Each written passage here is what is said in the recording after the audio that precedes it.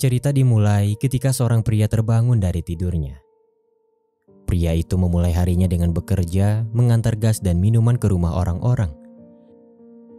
Hujan tak menghentikannya untuk terus bekerja hingga akhirnya dia datang menemui seseorang. Pria sederhana itu adalah Shinozaki Rui, mantan petinju profesional yang menutup diri dari dunia karena suatu alasan. Kedatangan Rui saat itu adalah untuk mengambil pekerjaan sebagai petugas parkir.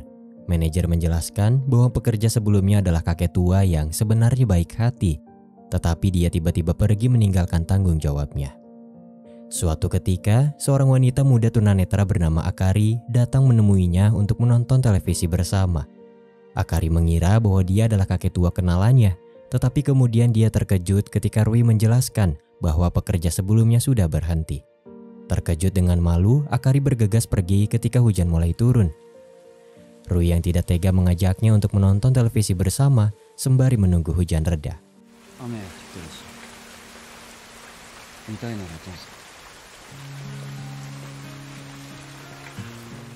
Tidak seperti kebanyakan orang, Akari menikmati acara televisi menggunakan indera pendengarannya.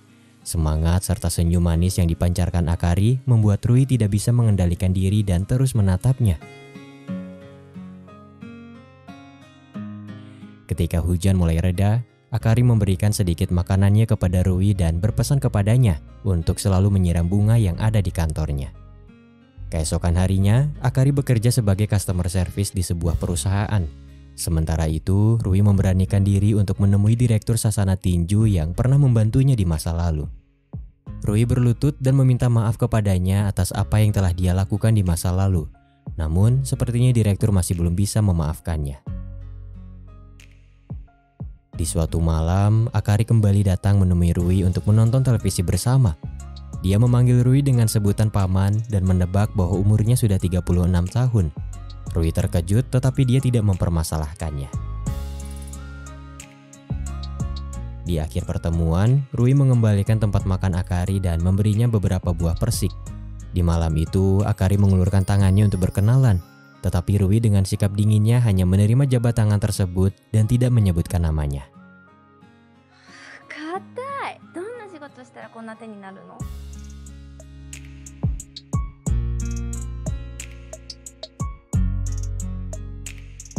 Pertemuan yang tidak terduga itu membuat Rui lebih memperhatikan kebersihannya.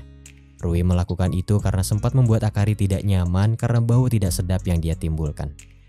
Hari-hari berikutnya, Akari selalu menyempatkan dirinya untuk datang menemui Rui.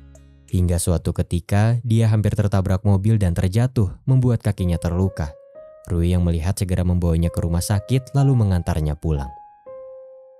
Di perjalanan, Akari yang kesulitan berjalan meminta Rui untuk beristirahat. Rui menggendongnya meski Akari berkata bahwa dia akan menyesal jika melakukan itu. Akari pun tersenyum ketika Rui menyadari bahwa dia harus melewati tangga yang sangat tinggi. Sesampainya di rumah, Akari meminta satu pertolongan lagi kepada Rui untuk membetulkan saluran air yang tersumbat. Dan sebagai ucapan terima kasih, dia memberikan 2 tiket konser musik kepadanya. Rui tidak punya teman untuk pergi ke konser tersebut, dan akhirnya Akari mengajaknya untuk pergi bersama. Keesokan harinya, Akari berusaha tampil lebih menarik. Dengan bantuan penata rias yang ada di dekat rumahnya, dia akhirnya tampil beda dan Rui terpesona saat melihatnya. Kencan singkat itu berjalan lancar sebelum akhirnya sikap terlalu ingin tahu Akari sedikit mengusik masa lalu Rui dan itu membuatnya tidak senang. Akari tersinggung ketika Rui berkata bahwa dirinya terlalu banyak bercerita. Menyadari bahwa sikapnya terlalu kasar, Rui memutuskan untuk lebih terbuka kepada Akari. Rui memperkenalkan dirinya dengan baik dan menjelaskan bahwa dirinya baru berusia 24 tahun.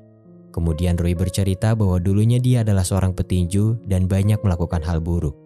Selama ini dia berusaha melupakan masa lalunya dan karena itulah dia merasa tidak senang jika harus mengingat kembali momen tersebut.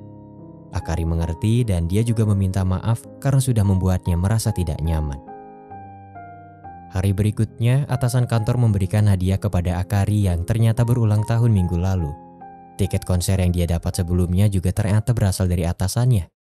Di sisi lain, Rui bertemu dengan direktur sasana dan pelatihnya di sebuah kedai.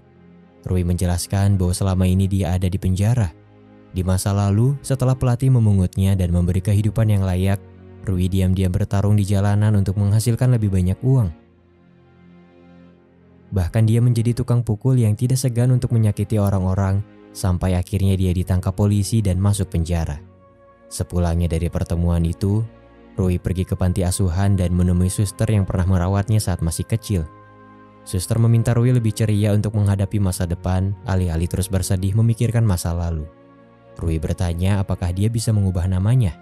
Suster menjelaskan bahwa Rui tidak perlu melakukan itu untuk menjadi orang baik, karena apalah arti sebuah nama jika pemiliknya tidak mau berusaha mewujudkannya. Di hari itu, suster memberikan ikat rambut yang dibuat anak-anak kepada Rui dan menyarankannya untuk memberikan ikat rambut tersebut kepada orang spesial. Malam harinya, Akari dihadapkan dengan atasannya yang datang ke rumah. Ternyata selama ini dia menyukai Akari, tetapi apa yang dia lakukan hanya berdasarkan pada nafsu. Untunglah Rui datang sebelum hal buruk terjadi. Atasan Akari pun pergi setelah Rui mengajar dan mematahkan jarinya. Setelah apa yang terjadi, Akari bingung karena sepertinya dia akan kehilangan pekerjaannya. Rui berkata bahwa dia akan bertanggung jawab untuknya, mencari nafkah untuknya, dan itu murni karena dia ingin membantunya. Namun, bagi Akari itu hanya akan membuatnya semakin merasa sengsara. Rui akhirnya pergi setelah meninggalkan ikat rambut yang dia dapat sebelumnya, dan itu menjadi bukti bahwa Akari adalah seseorang yang sangat spesial untuknya. Keesokan harinya, Akari datang menemui Rui dan berkata bahwa dia sudah mengundurkan diri dari pekerjaannya. Perkataan Rui sebelumnya bukan hanya sekedar janji dan dia bersungguh-sungguh ingin membantunya. Di hari itu, Rui membawa Akari ke pantai, tempat di mana terakhir kali dia bersama ibunya. Saat itu ibunya memilih untuk mati, tetapi Rui ditakdirkan untuk tetap hidup.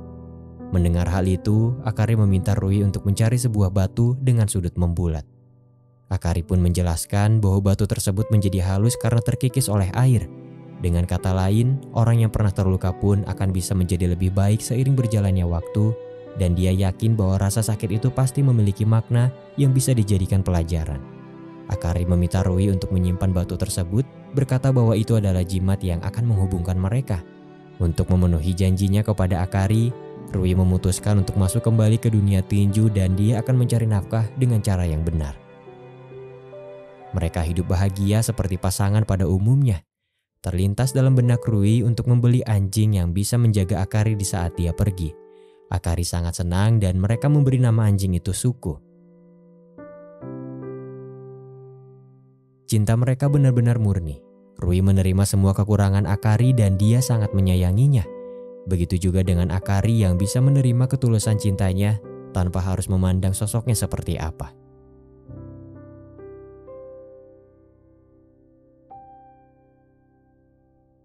Waktu berlalu, Rui terus berusaha melakukan yang terbaik di setiap pertandingannya. Akari terus berada di sampingnya dan mendukungnya sepenuh hati. Di suatu malam, Rui menceritakan impian masa depannya untuk membuat toko kecil di mana Akari bisa membuat pot atau vas bunga kesukaannya. Rui berjanji bahwa dia akan mengabulkan semua keinginan kekasihnya itu. Di satu kesempatan, setelah memenangkan pertandingan, Rui bertemu kembali dengan kenalan masa lalunya Kyosuke. Rui menegaskan bahwa dia tidak akan kembali lalu pergi meninggalkannya. Keesokan harinya, Akari membawa Rui pergi mengunjungi makam orang tuanya. Akari bercerita bahwa dulu dia pernah membawa orang tuanya pergi menggunakan mobil untuk berjalan-jalan. Namun, dia kehilangan fokus di tengah perjalanan ketika melihat seorang pria terjatuh dari atas gedung. Dan akhirnya dia mengalami kecelakaan yang membuat kedua matanya tidak bisa melihat. Rui terkejut karena ternyata kejadian itu berkaitan dengan dirinya. Pria yang terjatuh saat itu adalah korban kekerasan Rui yang memilih untuk mengakhiri hidupnya sendiri. Dan di saat itulah Rui ditangkap polisi atas dugaan pembunuhan. Setelah tahu apa yang terjadi, Rui merasa sangat bersalah dan luka lamanya kembali muncul. Di tengah keterpurukannya itu, Rui kembali dihadapkan dengan Kyosuke yang mengajaknya untuk bertarung lagi di jalanan. Dia menjelaskan bahwa pertarungan tersebut jauh lebih banyak menghasilkan uang. Namun, mau bagaimanapun Rui tetap menolak karena dia tidak mau berurusan lagi dengan masa lalunya. Malam harinya, Rui terkejut ketika Akari tiba-tiba menghilang dan ternyata dia ada di rumah sakit karena terjatuh. Dokter menjelaskan bahwa tulang rusuknya ada yang retak, tapi itu akan sembuh dengan sendirinya. Masalah lain yang lebih serius adalah kondisi mata Akari. Selain gejala akibat kecelakaan itu, dia diketahui memiliki gejala ablasi retina.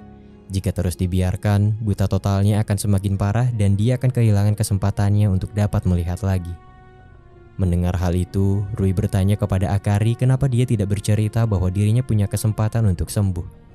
Akari menjelaskan bahwa meskipun matanya sembuh, itu tidak akan mengembalikan kedua orang tuanya yang sudah meninggal. Akari merasa sangat bersalah kepada mereka dan dengan kondisinya saat ini, dia merasa bahwa bebannya menjadi lebih ringan. Akan tetapi, Rui memiliki pandangan lain. Menurutnya Akari harus sembuh supaya dia bisa melihat kebahagiaan dengan matanya sendiri, terutama setelah menikah dan memiliki anak di masa yang akan datang. Pada akhirnya, Rui memutuskan untuk ambil bagian dalam pertarungan bawah tanah untuk membayar operasi mata Akari. Ada harga yang harus dibayar sebelum mengikuti pertarungan tersebut. Selain harus menghapus identitasnya, Rui juga harus memutus hubungannya dengan Akari supaya dia tidak diincar oleh orang-orang jahat yang mungkin akan menaruh dendam kepadanya. Tidak mudah memang, tapi itu adalah keputusan yang harus dipilih Rui sebagai bentuk penebusan dosanya di masa lalu. Setibanya di arena pertarungan, Rui baru mengetahui bahwa lawannya diganti dan dia terpaksa harus berhadapan dengan orang yang jauh lebih besar darinya. Tidak lama dari itu, terungkap bahwa pertandingan tersebut sudah direncanakan sebelumnya oleh Kyosuke. Dia berharap Rui akan kalah dan memenangkan pertaruhan. Namun ternyata keadaan tidak sesuai harapan, karena Rui dengan sisa tenaga yang dia miliki berhasil mengalahkan musuhnya di saat-saat terakhir.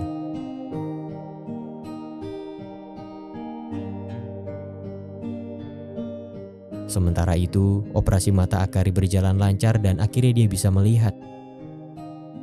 Rui meminta bantuan pelatihnya untuk mengirimkan setengah uangnya ke rekening Akari dan sebagian sisanya kepada istri dari mendiang pria yang meninggal karenanya.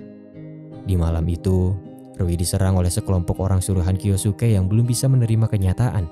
Rui terluka parah dan dia tergeletak di tengah gelapnya malam tanpa tahu kondisinya akan selamat atau tidak. Waktu berlalu. Rui dinyatakan menghilang sementara Akari terus menangisi kepergiannya. Hingga suatu ketika, Akari bertemu dengan suster di gereja dan akhirnya dia tahu bahwa kekasihnya itu berkaitan dengan kecelakaan yang menimpanya di masa lalu. Dengan sisa ingatan yang dia miliki, Akari berusaha membuat patung wajah Rui namun ternyata itu tidak mudah. Hatinya hancur. Akari tidak pernah tahu seperti apa sosok orang yang telah membantu dan mencintainya dengan tulus. 2 tahun kemudian, Akari berusaha melakukan yang terbaik untuk melanjutkan hidupnya. Dia membuka toko dan menjual berbagai macam keramik buatannya sendiri. Dia juga memanfaatkan keahlian memijatnya untuk menjadi relawan di rumah sakit. Di satu kesempatan, Akari datang ke rumah sakit untuk memijat pasien dan di saat itulah dia bertemu dengan Rui yang ternyata berhasil bertahan hidup. Identitas barunya adalah Yodai Takahashi dan Akari memijatnya tanpa tahu dia adalah kekasihnya yang telah lama pergi. Sementara itu, Rui hanya bisa diam menahan rasa kesedihannya sembari memegang batu pantai yang selalu dia simpan. Waktu berlalu, Rui akhirnya pulih namun cedera kaki yang dia terima membuatnya harus menggunakan tongkat. Suatu ketika, Rui melihat Akari dan anjing mereka yang kini sudah tumbuh besar pergi meninggalkan toko. Rui masuk ke dalam toko di mana dia melihat kotak musik Akari dan itu membuatnya teringat dengan kenangan masa lalu. Setelah membeli salah satu barang di toko tersebut, Rui pergi dan tidak lama dari itu anjingnya yang bernama Suku datang menghampirinya. Tentu saja dia ingat siapa pemiliknya, tetapi Akari hanya ingat bahwa pria itu adalah salah satu pasien yang ada di rumah sakit. Ketika Akari kembali ke toko, dia mendengar cerita dari pegawainya bahwa kotak musik yang dia pajang membuat seorang pria menangis. Akari bertanya apakah pria tersebut menggunakan tongkat? Ya, jawab pegawainya dengan heran. Di saat itulah Akari menyadari bahwa pria sebelumnya adalah Rui, kekasihnya yang telah lama pergi. Akari dengan cepat pergi mencari Rui sebelum akhirnya dia teringat dengan pantai yang pernah ia kunjungi bersamanya. Untunglah Akari menemukannya tepat sebelum dia menenggelamkan dirinya ke laut dengan putus asa. Akari menghampirinya berkata bahwa bukan di sini tempatmu untuk pulang. Film ini berakhir ketika Rui menyadari bahwa tindakannya salah dan dia akhirnya kembali untuk melanjutkan hidupnya bersama Akari. Tanpa rasa sakit, seseorang tidak akan pernah menjadi kuat. Tanpa rasa kecewa, seseorang tidak akan pernah menjadi dewasa. Dan tanpa kehilangan, seseorang tidak akan pernah tahu arti dari keikhlasan.